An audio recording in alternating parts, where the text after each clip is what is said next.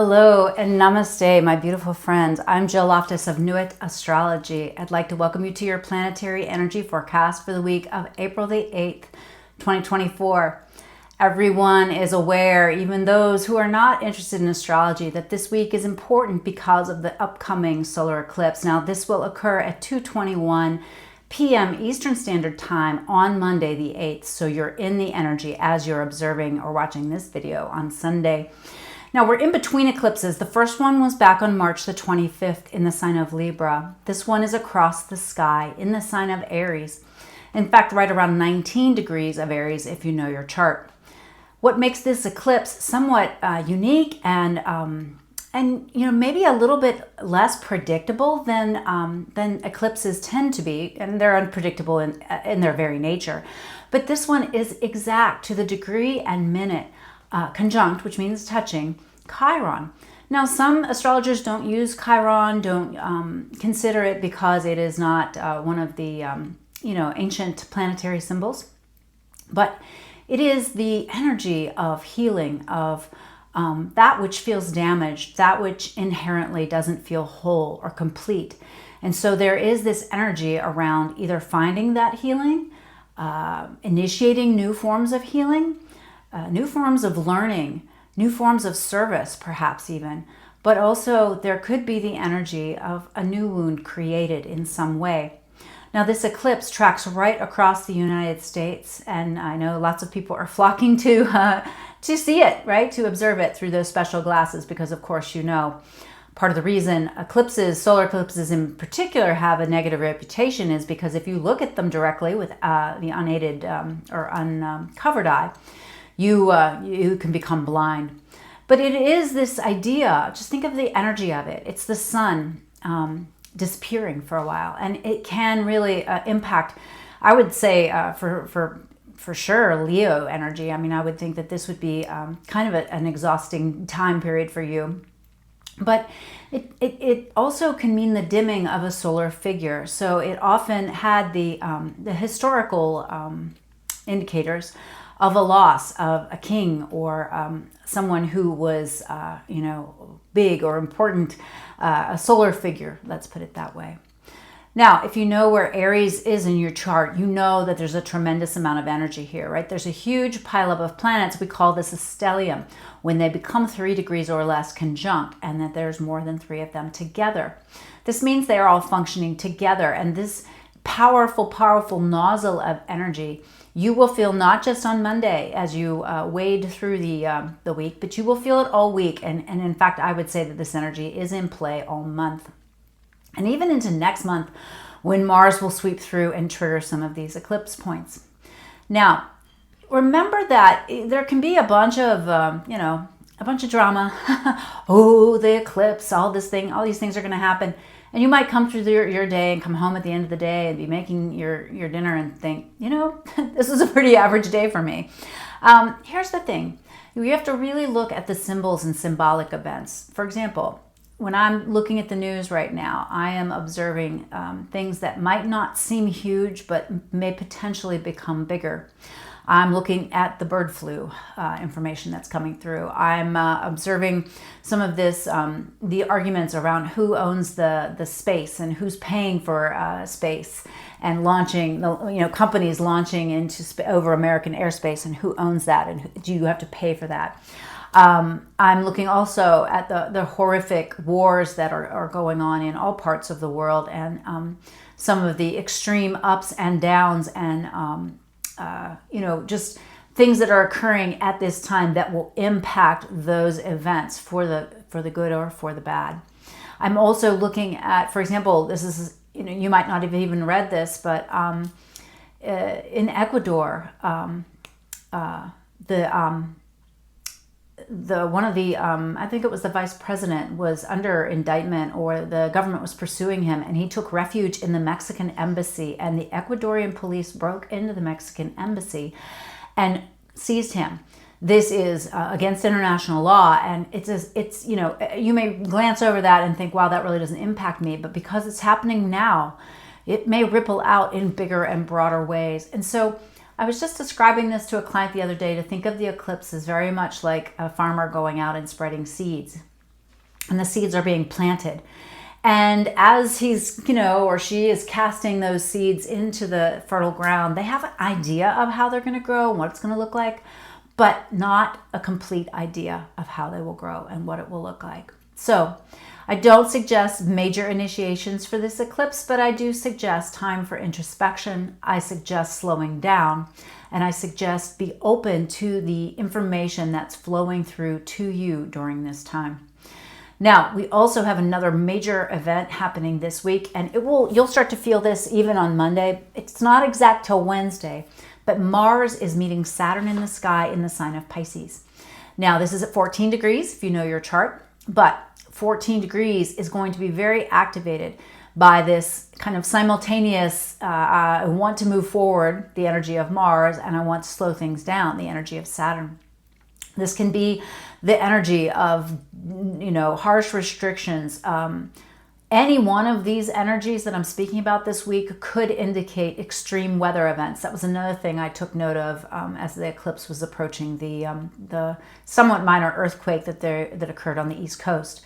Look for more weather-related events this entire month. You need to have your backup systems primed and ready.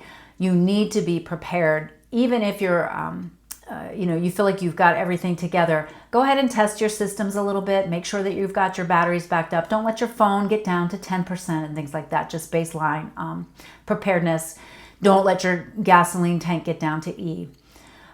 This Mars-Saturn could be very much about harsh rules or authority figures. This is also because both of those energies feel a little depleted or heavy in the sign of Pisces. This could feel like just like a slog, right? With that Mercury retrograde in Aries and everybody kind of feeling very, kind of fiery in their speech, this harshness could feel a little uncontrollable, or maybe not uncontrollable. I'm trying to think of the word I'm looking for. I think everyone's been kind of sensing it. Saturn would have last been here 30 years ago, but it would have been in a difficult angle to this point about 7 years ago. So you might wish to look at your own chart in your own life and see what was happening during these time frames. And remember, what Saturn requires is work, effort. So put in the effort. Don't just disappear. Don't use the Neptune in Pisces to disappear into, hiding from your own stuff. Now, I'm not saying take on everybody, or everything. You don't have to stay attuned to the news every 2 minutes just to know what's happening, right? But take care of your own issues that arise. Really manage them, because they're going to come into sharp focus this week. Now, I'm also looking at, on the 11th, we've got Mercury moving backwards, and Mercury's going to walk across the sun. As Mercury is close to the sun can kind of blot out the energy of Mercury, and so can add to that Mercury retrograde confusion. But when they merge together powerfully, it's called a cazimi, and there could be some insight or information that comes in. So make sure on the 11th that you have some space and time to be journaling, to be paying attention to the messages, to the downloads, to the potential, the potential to solve the problem is always present when the problem presents itself, okay? Think of it that way. Now, I'm also kind of watching the 13th because Aries, which is, it's kind of classified by astronomers as a dwarf planet, kind of like the way they look at Pluto. But Aries is the sister of Mars and is the goddess of strife and discord, and she is going to meet the sun on the 13th. On this same day, we have a bit of a moon void, 10:46 a.m. Eastern till 1:45 p.m. Eastern. But I would just watch, I'm thinking of this as this divine feminine warrior goddess meeting the solar figure. And so there could be some, information flowing through where you need to kind of stand up for yourself in some way, especially if you identify as female or have strong feminine energy. There could be this push to resolve something, but there also could just be that general amplification of discord and distress. And so try not to be resonant with anger or people who are angry. And then as we get to the end of the week, the moon will move into Cancer, very, very sensitive Sunday. And we are looking at Jupiter and Uranus only being 1 degree away from touching. That is really close. That is absolutely in play. And so that extra bit of volatility, well, that's going to amplify the potential for weather events, swings in currency, issues with supply chains, issues with food. All right. The Mars Saturn brings up this potential for water issues, poisoned water, weather related things with water. But this Uranus Jupiter brings up the earth as well. And so again, it's just a really intense month. Slow down and take your time as you wade through these transits. Now, the way to the high vibe this week, the 3 things to kind of embrace, to move towards the light. I'm saying number 1, the potential for healing. I really see this new moon as like, for people who have done the work and are doing the work, as this just really, really high potential to step into your own power as your healer, your own shaman, your own spiritual leader. Number 2, new initiatives. I'm not sure this is the best week for seed planting, as I mentioned, but it is a great week for ideas to spark up and for you to think or rethink about some things that you might want to initiate when the energy feels more harmonious. And then finally, the luck and blessing. That Jupiter-Uranus can be very synchronistic, can be very magical. And so look at the world through a magical lens. Interact with the world in this expectation of miracles and positivity, and you'll be able to see more of it. Now, for the shadow for the week, don't focus on the negative, right? It's so easy for the mind to get sucked into the negative all the time, and then you become resonant with it. You're harmonious with disharmony. You don't want that, okay? So just gently, however you redirect your mind, whether it's thinking of the opposite thing that your mind just thought of, saying the opposite thing that your mind just thought of, or using mantra or music, vibrational healing to really focus the energy of your mind this week. Number 2, crisis fatigue. We can get to this point, especially with the Mars Saturn happening and all this Aries energy. It can just be like, oh, they're fighting again, or oh, this issue again, or oh, and you get a little less compassionate. Hold on to your compassion and hold on to your humanity, all right? That's one of the big things that we need to hang on to during this Aquarian age. And then finally, not knowing who or what you're fighting against. There's a lot of that happening right now. I have many theories on that, and I've mentioned it before, but there's a lot of people just lashing out at the closest person or group of people when they're angry or feel like taken advantage of, and they aren't being discerning about who's actually doing it to them. And I'll give this as an example, and whatever your politics is, a lot of people are blaming inflation on the current government in the United States when it's just the corporations totally taking advantage of the situation and raising their prices and making record profits, right? So, that's a simplistic view of it, but people are lashing out at the wrong people. And so really watch and make sure that you are not lashing out against the wrong people. It's kind of like having a bad day at work and coming home and taking it out on the family dog. Like that's not okay. All right. Be mature. Handle your stuff. All right. Well, I know this is long. I hope you found it useful and helpful. I'm grateful that you followed me all the way through to the end. If you'd like a full forecast for the month of April, I have one over on Odyssey, the platform where I'm also working with that wonderful group of practitioners. I also have a podcast that I did with Karina Grueling of Thrive podcast. She's an Ayurvedic health coach and healer.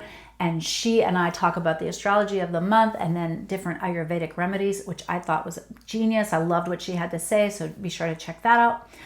Stick around for the tarot. And if you found this useful and helpful, please press the like button.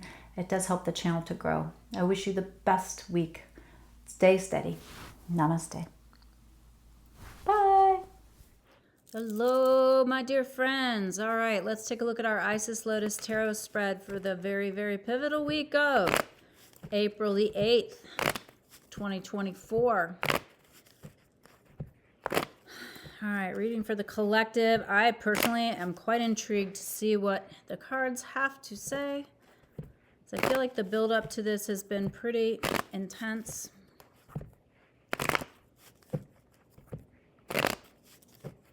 All right. So the first card is the past, right? How the past has influenced this situation. And we've got the Three of Wands, which shows we've been moving in a certain direction. And you, Knight of Wands, really wanting to go in a certain direction, accomplish something. Or I also see Knight of Wands as being anger, upset, a lot of emotionality. Now, the present environment, we have the High Priestess on board. So we are being guided. We are being supported spiritually. Do not forget it.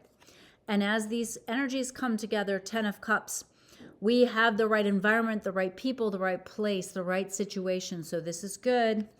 Key card of the future, Queen of Swords, being logical, making logical decisions, weighing out our options, being very analytical.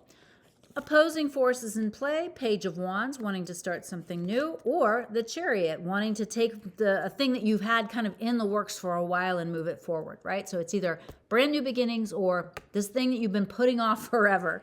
I feel like these cards are for me. All right, near future key card. This Seven of Pentacles. So whatever we're doing now, we have to think long term. And it's interesting. I use that metaphor of the gardener. Now I'm seeing the gardener, the things that gardener was planting were oak trees, right? They are big, long-term things. These are not just seasonal, okay? All right. Now the modifiers. On the Page of Wands side is the page or the Ace of Pentacles, brand new beginnings. Again, of the concrete, of the earth plane, things that have to do with money, resources, energy, actually starting something. On the Chariot side, we have Justice. We've got to weigh out our issues. We've got to look at both sides. We have to make a decision. We have to make an independent decision, okay?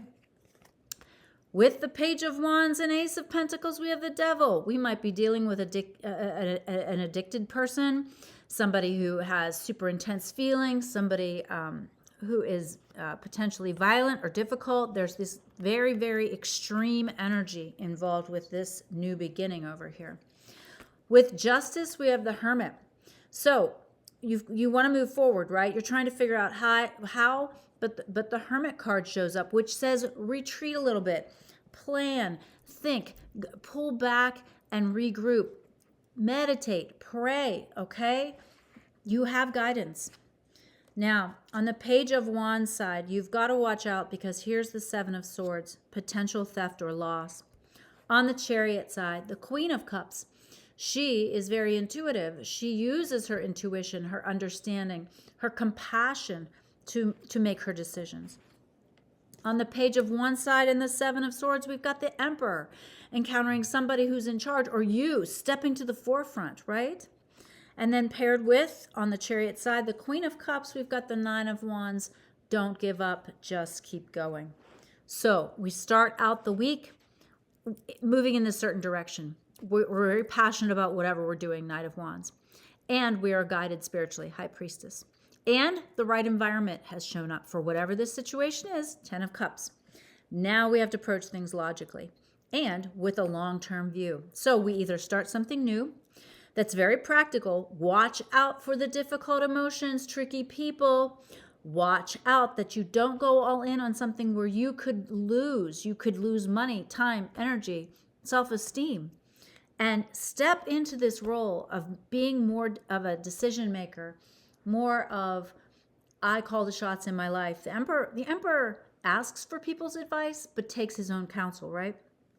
So on this other side, we've got the Chariot. There's something you've been putting off, okay? And it's good for your long-term future. You have to move it forward, but you have to do it in a balanced way. You have to think things through. You may even have to work with others. But pray about it. Meditate on it. Go from the inside out. Queen of Cups, very intuitive, and then you'll realize that you're closer than you think. All right. Looks like an interesting week, my friends. I'll be with you next week to pick up the pieces and move forward into that really kind of exciting Jupiter-Uranus conjunction. Have a great week. Bye.